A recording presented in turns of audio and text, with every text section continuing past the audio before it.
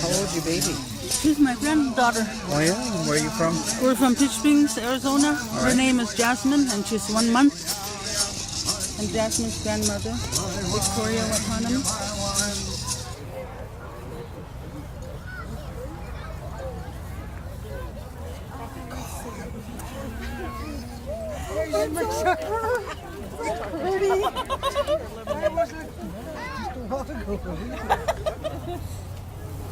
Till then, gather over there and start getting ready for your meal.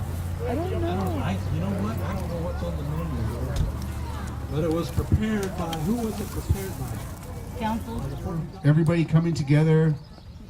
You know, that's the essence that I feel here. You know, there's a coming together of all the different peoples, the tribes. We're all the same people, but the federal government just recognizes as different tribes. This reservation, we're the same people. My grandfather, Earl Beauty, he was a full-blooded Yavapai.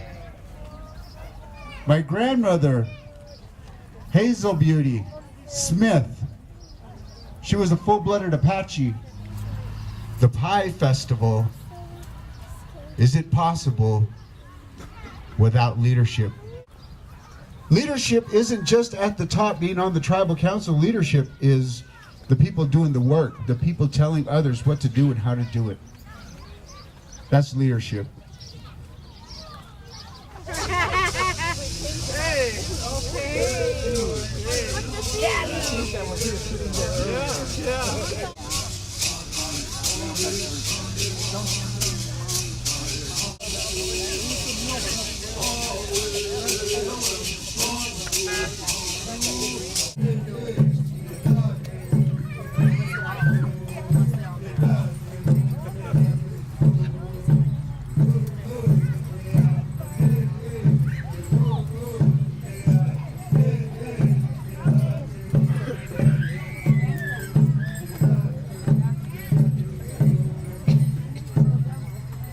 It says, you know, it's that time of the night, because there are different times from the evening, from early evening to when it gets kind of like dusk, all different ways. But this is Scotanyan, a mic, you know, a more, how much say?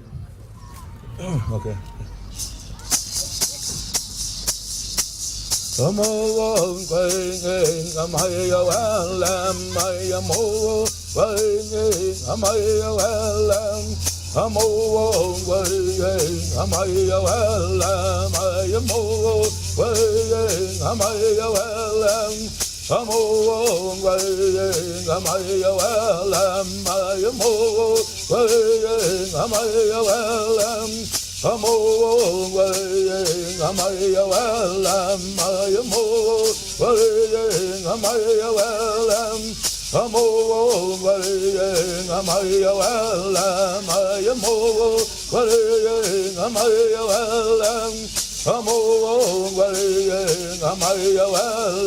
amaya mo waring amaya well, amo waring amaya well, amaya mo waring amaya well. Amo waring amaya well, amaya mo waring amaya well, amo waring amaya well, amaya mo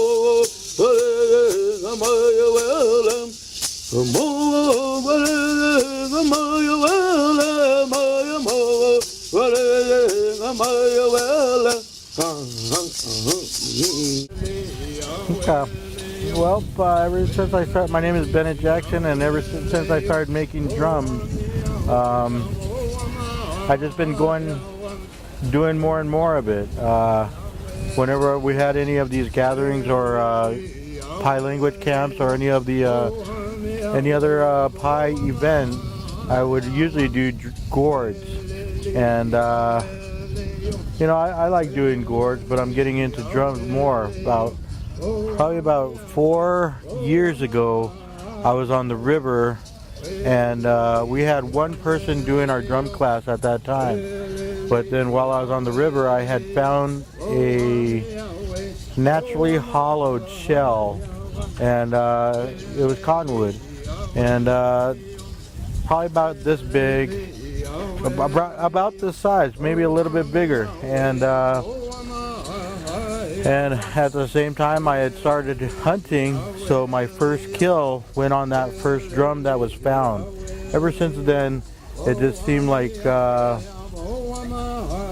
maybe I need to start getting more involved with drumming. And so I started doing that, and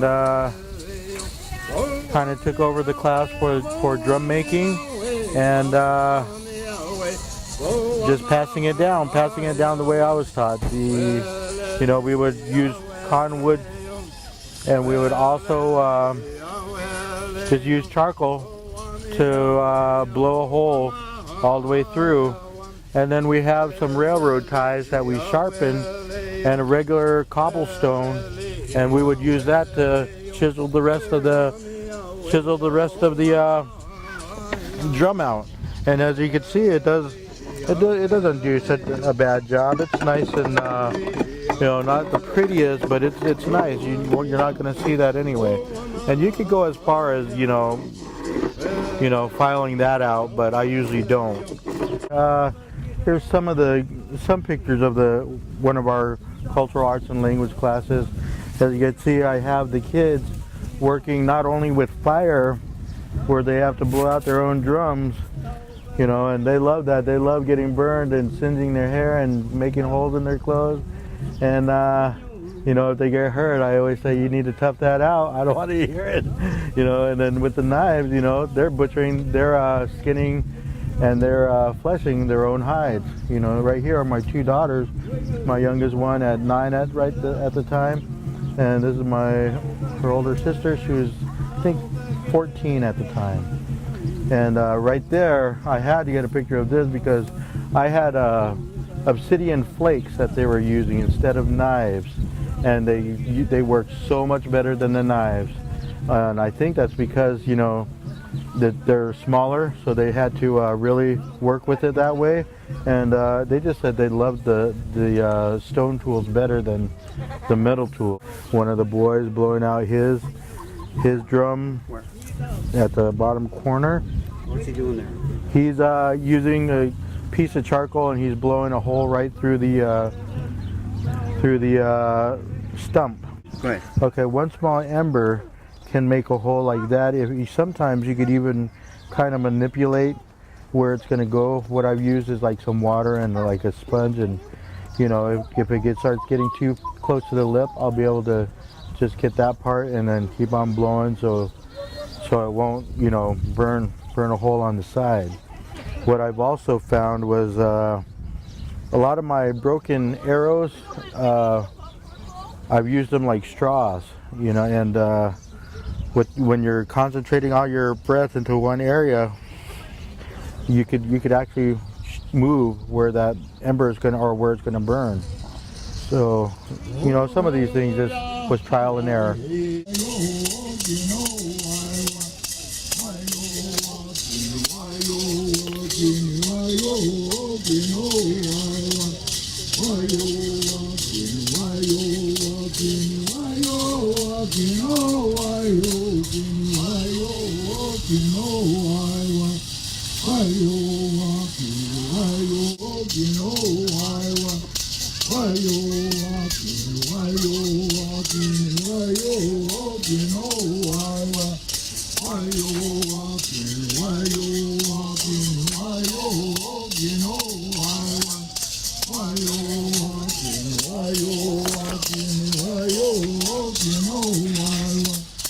This is Mataguarian. I got it last August when I was able to go to the Grand Canyon to check on some sacred sites, and a woman doesn't go up and gather it, a man has to. So Fred Sanchez from the Yavapai Apache Nation also came with me on this trip. This was his first trip. This is my second trip. And God willing, I'll be able to continue to keep going. But a little goes a long way, and like he said before, it's for painting, it's for protection for your face out in the sun, for sunburns. And I'm just really pleased that I had the opportunity to share. This is so much, you know, I could never use this all myself, and we're taught not to be greedy, and it's just a real blessing for me to be able to share this with the ladies here from my Pai people. Right